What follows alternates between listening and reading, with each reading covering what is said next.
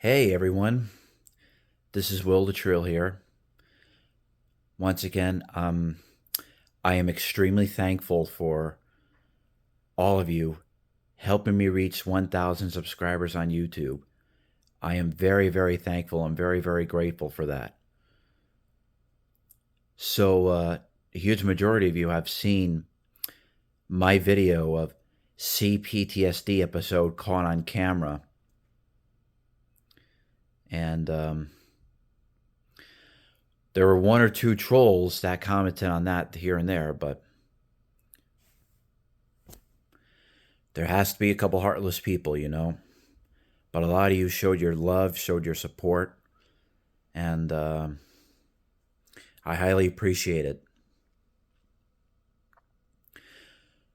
So, since a lot of you have seen that video, I figured for today I'll tell you the trauma that I've been through in my childhood. 90% of it was from my abusive father, who was verbally and physically abusive towards me pretty much all my childhood. Since I was 4 or 5 years old.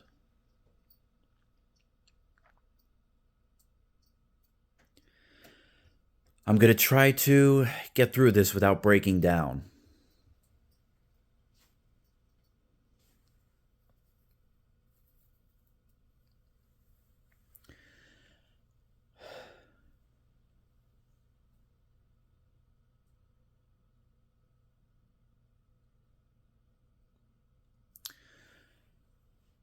So,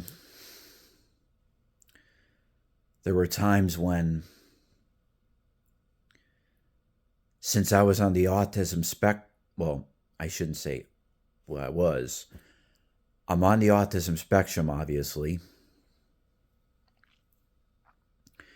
And I was diagnosed at age 2 after having delays in some stuff.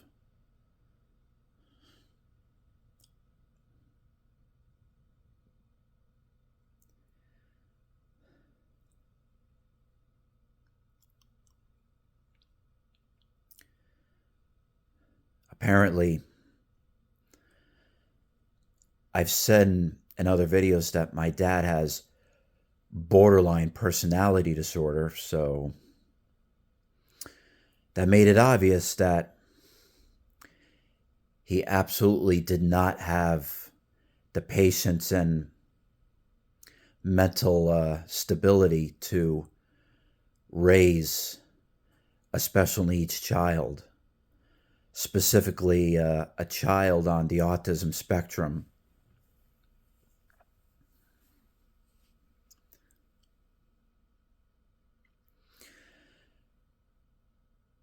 So my disability, it came with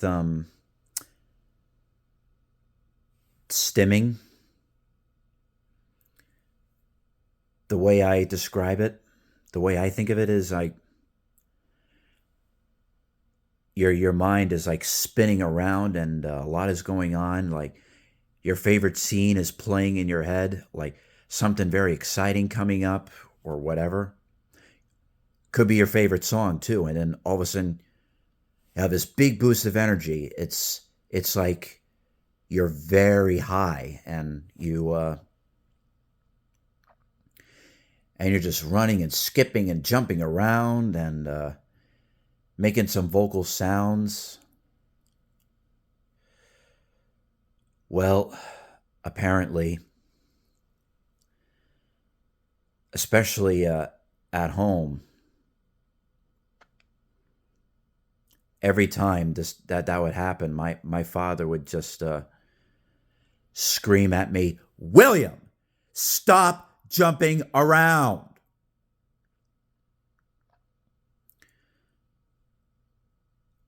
But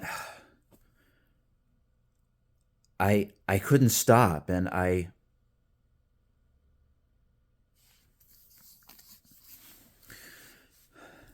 I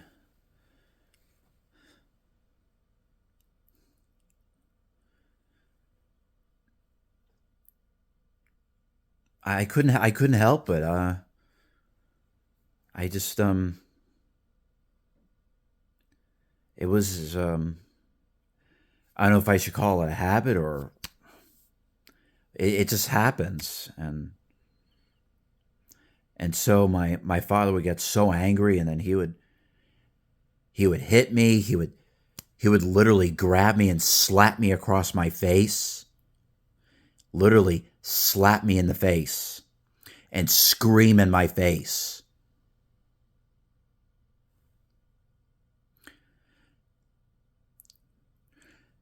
It's like he'd be screaming in my face, "Do as you're told!"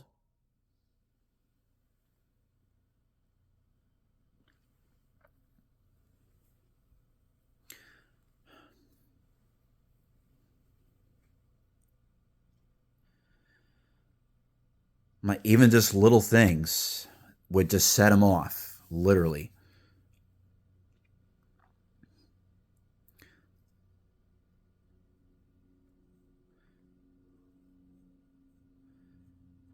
And it's like just a couple of little things that I would do, like just being a child, like especially a curious young child with autism, and he would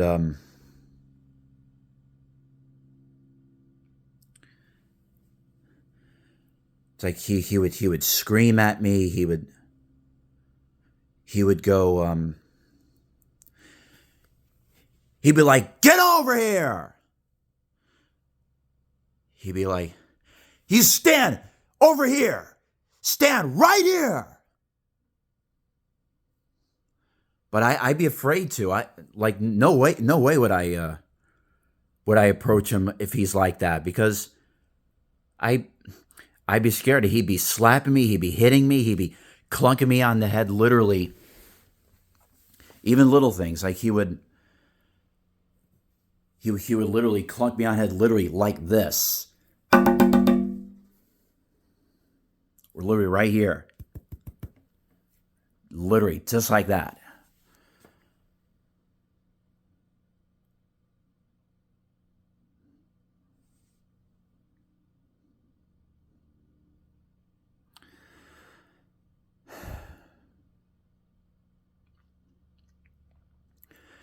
And there was one time where I was just being curious, and I was curious of sound, and because I was in one of the rooms at a house we lived in that had steam heat, and had that house was built in 1949, by the way, and it had those big cast iron steam radiators. Of course, I was curious, and I was in one of the rooms where my sister and I had our toys in, and I was like 6, 7 years old, and because since I knew how the steam radiators would make these little bit of banging sounds when they would warm up, and then so I used one of those rounded up play blocks, and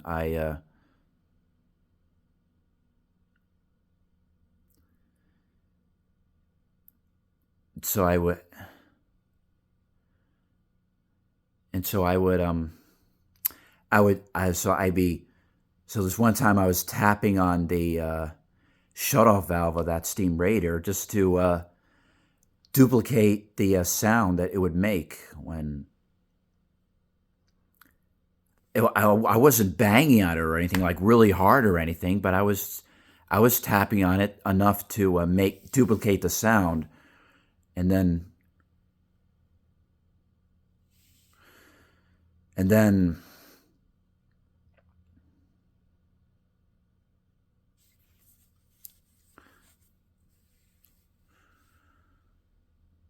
and then again, I wasn't banging on it really hard or anything. I was just tapping on it. My father storms into the room. Then he grabs the back of my neck like this, and then he slams the top of my face right here right onto the radiator like 3-4 times. And then I was crying, and then I don't remember what he said, but he screamed at me.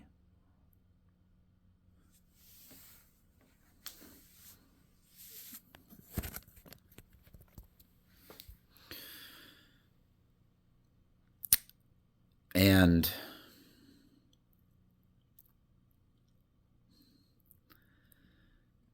this is hard for me to talk about, but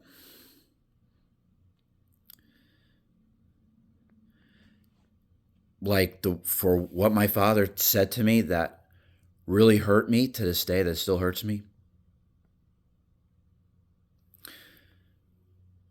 It's like the most hurtful things he ever said to me was, "You'll never fit in. You'll never make it in life." That hurt me bad. Especially my own father would say something like that to me. It's like he was angry the way I turned out. The way he acted towards me when I forgot to mention that he always did this. He did all this shit to me when every time he was in a bad mood, like something pissed him off. He was having a shitty day at work, and he would take it out on me. He would take it out on my mother and my sister.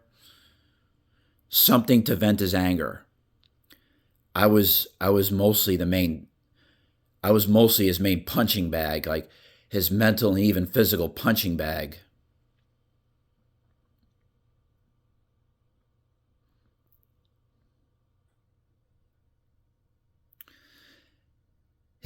Those actions are inexcusable.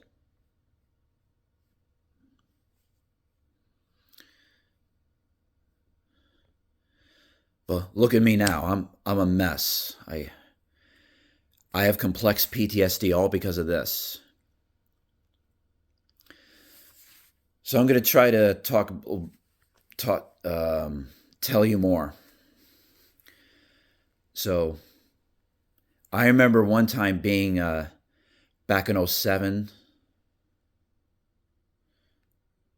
Back in 2007, I was in 8th grade, and my father was picking me up from bowling, and then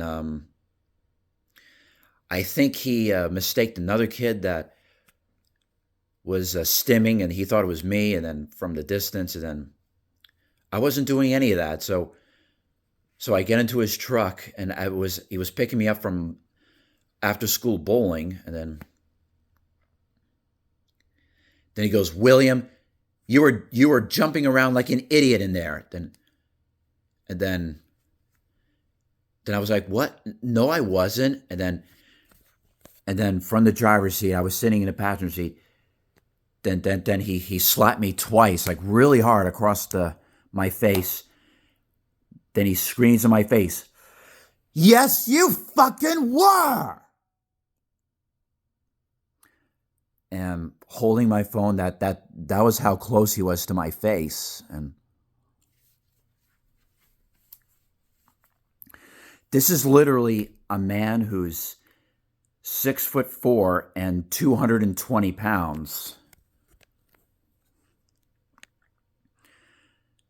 That's what was scary about him. And what was most scary about him is that I was scared about whether he was going to be in a good mood or a bad mood. What first made me aware, one of the reasons why he was like that is because when my father came home from work, and it was a fairly nice day outside, and I was watching a movie, and then he literally turns the TV off on me, and then he goes, "Come on, outside."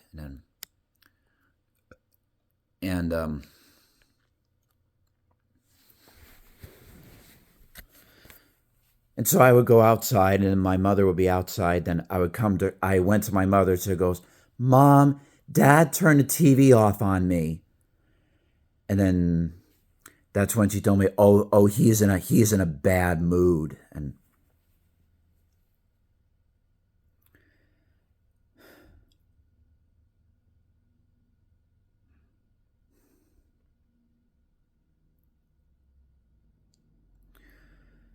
so that's what made me aware of his mood swings. That's what was most scary about this is whether that was the most scary because it was like Dr. Jekyll, Mr. Hyde type of thing. When he was in a good mood, he was fine. He'd be helpful, he'd be supportive, he'd be playful, he'd be funny. That was what was most scary about it. And whenever he'd be working on cars, like he'd be happy to see me watch him go to work, watch me learn from him, and he would show me what to do. And I learned a lot from him. That was the good things about my father. I learned a lot of it from him, from how to work on cars and some other stuff. When he was in a good mood, he was protective in everything. That was very scary. But when he was in a bad mood, he was a totally different person. He's a complete asshole, he's a monster, he's abusive. That was the most scary. Like the Dr. Jekyll, Mr. Hyde, the literally like a switch, like a whoosh, the whoosh.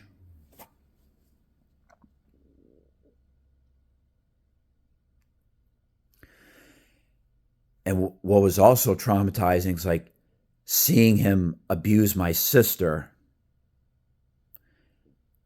and hearing her hear her scream "ow" and then cry. And then we were at the dinner table and my sister was in the habit of being a fast eater, and then my father would yell at her. He would yell, "Slow down."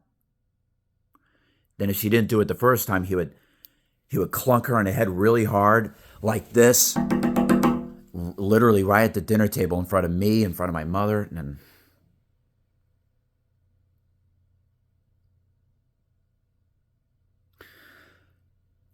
And also seeing my poor mother yelling, "Chris, stop it!" Like, "Chris, don't hit him." And my poor mother had to put up with it. And also traumatizing a lot of the times, seeing him and my mother fighting, and it would get loud, it would get pretty ugly. But this is the only thing I give my father a lot of credit. He never actually hit her. Thank God about that. My father never hit my mother. I find it a little surprising, and I find it very good. I should be very glad that he never hit her.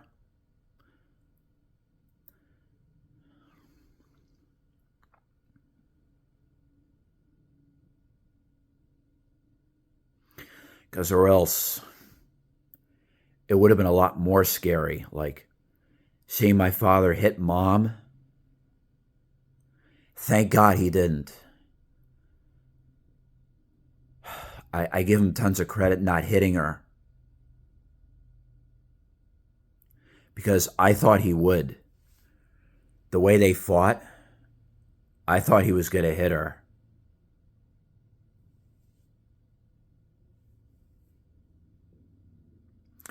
It's like I looked at all of this as normal. I thought this was normal.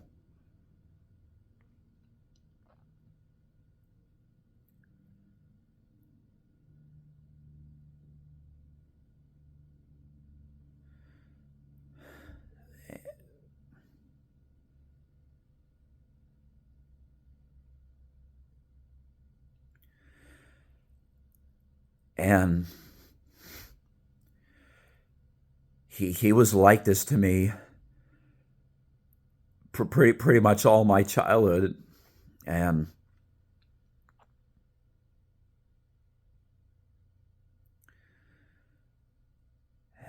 and my sister's a mess, but she doesn't even want to talk about this. I never asked her about it.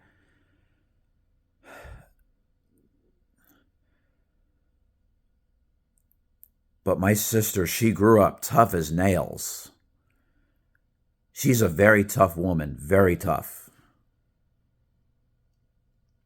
You try to fuck with her, she would tear you apart. But the damage is done. I don't think I would ever forgive my father. I left some other things out, and there were times when I'd be upstairs in my room and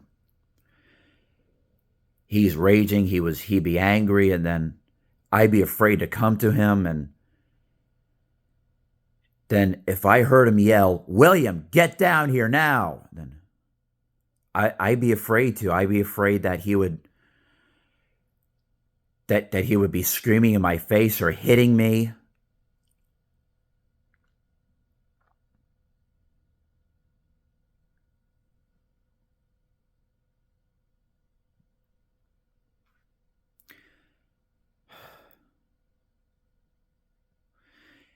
And then he would storm upstairs into my room, and he would grab me in the back of my neck, and then he would literally drag me down the stairs. And then that way, my feet, were like pop, pop, pop, pop, pop, pop, pop, pop, pop down the stairs. Then that's when he would start slapping me in my face.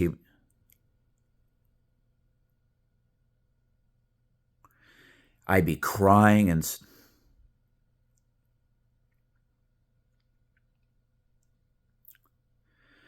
but the worst part about it is my mother told my sister and I not to talk about it to anybody. Don't tell our teachers at school. Don't tell anybody about this, because I figured out later that she was scared about what would happen. I have a strong belief that my mother was scared that both my sister and I would get taken away, and she was scared that she would never see her kids again. I have a strong belief that's the reason why she told us to keep our mouths shut.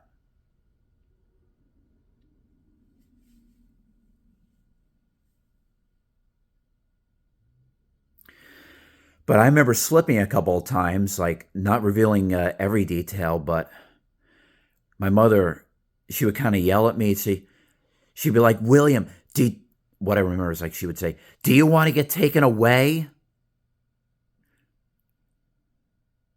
But then my father, he'll get really angry and then say, "Shut the fuck up."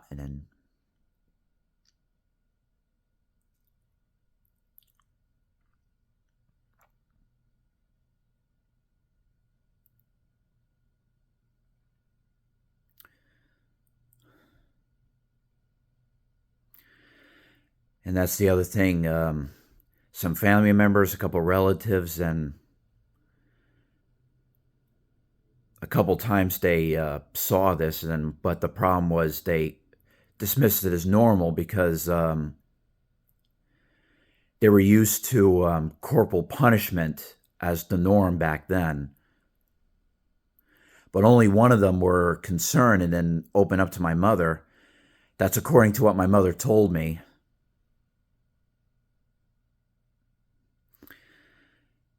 And but at least my father was open, that he said that he was abused. He was abused himself, him and his twin brother, who was my uncle.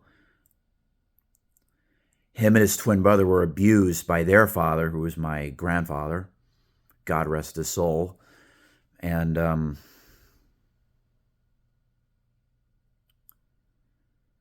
but he was good to their sister, who is my aunt. The typical daddy's a little girl, daddy's a little princess. What was different about my father is that he was pretty much just as bad to me as to my sister. I'm sorry. He was about just as bad to my sister as he was to me. It was because of his anger that's from a shitty day at work, whatever pissed him off, even little things that pissed him off. He would just get so angry, and then I just went through being dragged down the stairs and my feet hitting the steps while he'd be dragging me down the stairs. I went through being clunked on the head really hard, like 5 times. Like getting kicked in the back a couple times while I was on the floor. And being thrown on the couch. I went through being pounded like because he would be screaming me to go to sleep.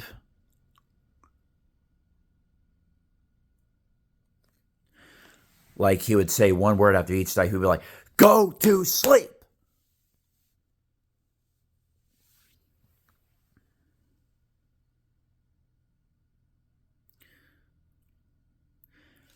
Why don't you listen? All this shit.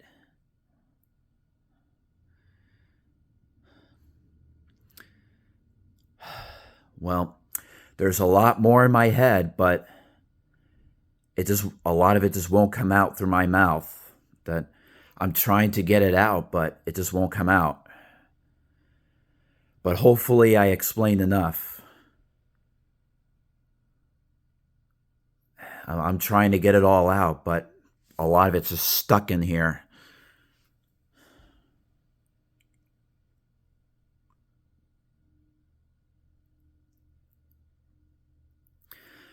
Like I'm trying to let out the details of my traumatic experiences that caused my complex PTSD.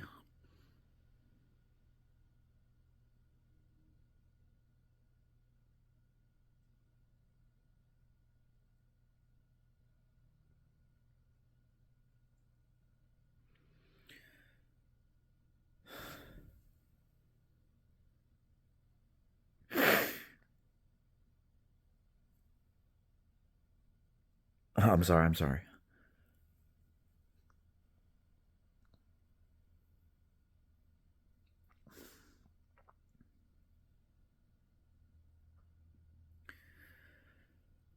It's just not fair. I didn't deserve this. I didn't deserve this. My sister didn't deserve this.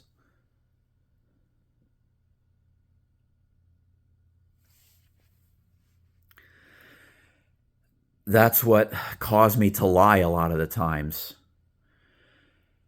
It got me into the habit of lying because I didn't want him to hit me and hurt me. Whatever little things I did, I would lie to to save myself from getting abused, from getting screamed in my face, from him hitting me.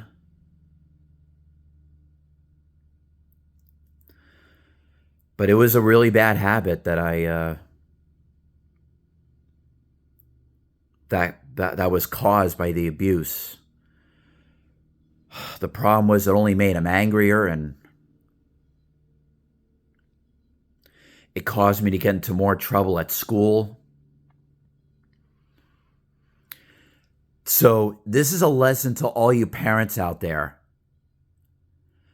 What causes your kids to lie to you is you being abusive towards them for little things. Like if they make a mistake, don't go screaming at them, don't go hitting them, don't make them cry. Here's an example. Because imagine you're a teacher at school, and encouraging one of your students to tell the truth. And then the big red flag would be the student would say, but if I do that, my father or my mother will get really mad and then they'll hit me. And then that'll be that's a big red flag right there. That's one of the main causes of children to grow up to be pathological liars a lot of the times.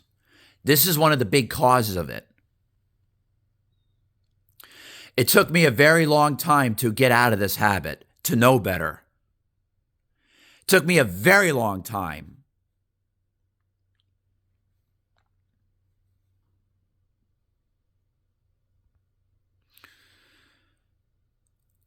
Because at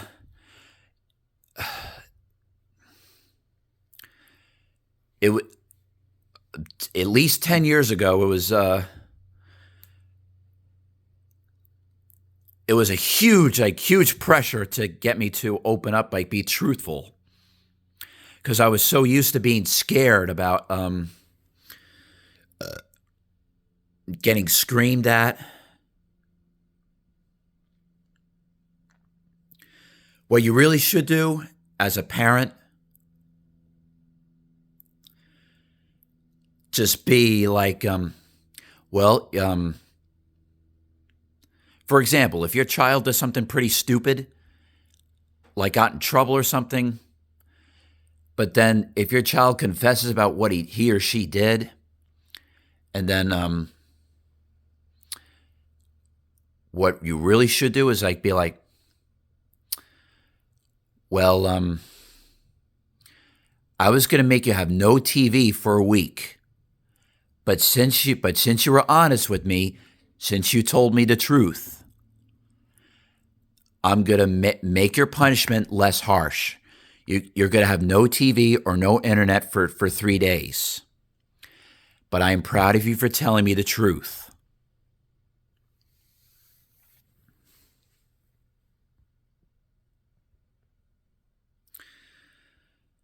Now back to the way my father treated me most of the time. It's like he was angry about the way I was. He was angry the way he abused me. It was like he didn't want me, like he didn't love me. He says he does to this day, but the way he abused me, it's as if he doesn't love me. I felt like he didn't love me. Like, if you truly cared about me, if you truly loved me as your son, you wouldn't have done all this to me.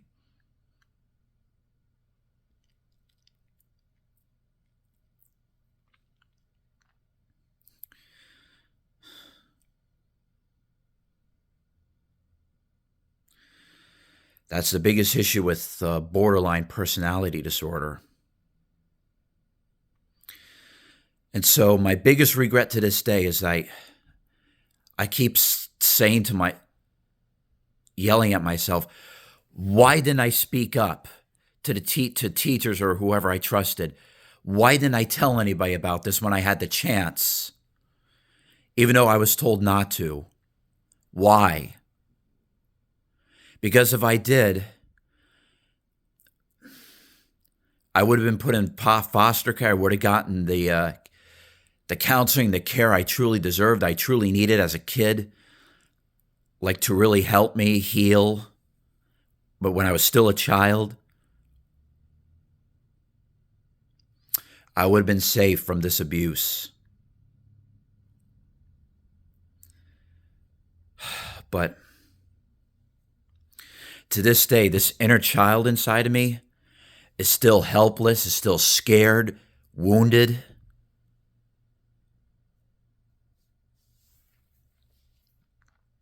I hate being like this. I hate it.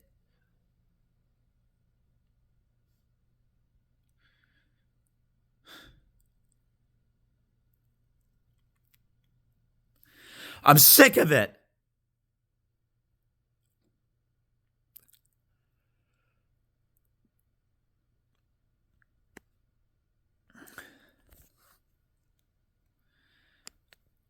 That's why I wanted to commit suicide over 13 years ago. I wanted to get my father's gun and shoot myself in right here in the head. And I wanted to write a suicide note. I had it all planned out and everything. I wanted to write down in my suicide note, Dad, you see what you did to me? You caused me to do this. I was God's gift to you, but since you abused your gift from God, you need to have it taken away. Here is your gun in my cold, dead hand.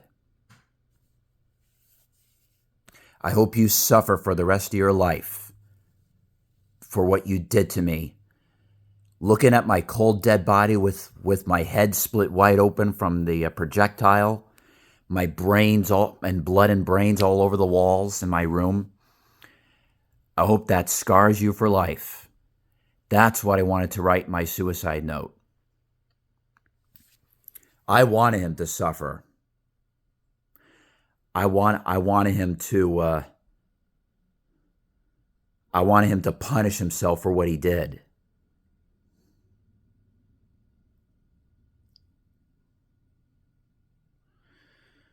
But I give myself credit. I got strong. I held on. I'm still holding on to this day.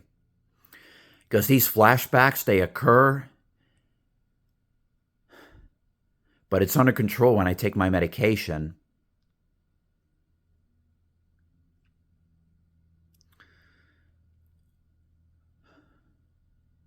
Well, since I revealed my traumatic experiences as in good enough detail as I could, what should I do now? Like, should I make a new GoFundMe? Like, to help me buy a house? Like, should I make a new one? What should I do? Because I really need a change in environment to really help with the healing process. Because that's what I've researched, and it says a change in environment, permanent change in environment, is what would help with the healing process. Should I make a new GoFundMe account? Because I feel like a huge majority of people didn't want to help, like they didn't care. You tell me in the comment section, what should I do? It's like, I'm working a job. I just reached 1,000 subscribers. Like, I'm going to try to make money, but the way my mentality is, my mental health condition, the way it is right now, I really think it should be done as soon as possible. What should I do? Because New York State is making it very difficult for somebody, especially like me, very difficult.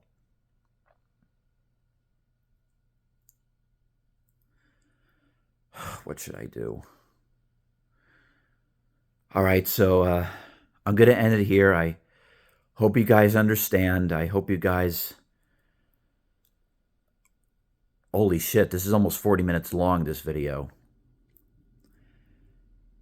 I really hope you guys find this educational.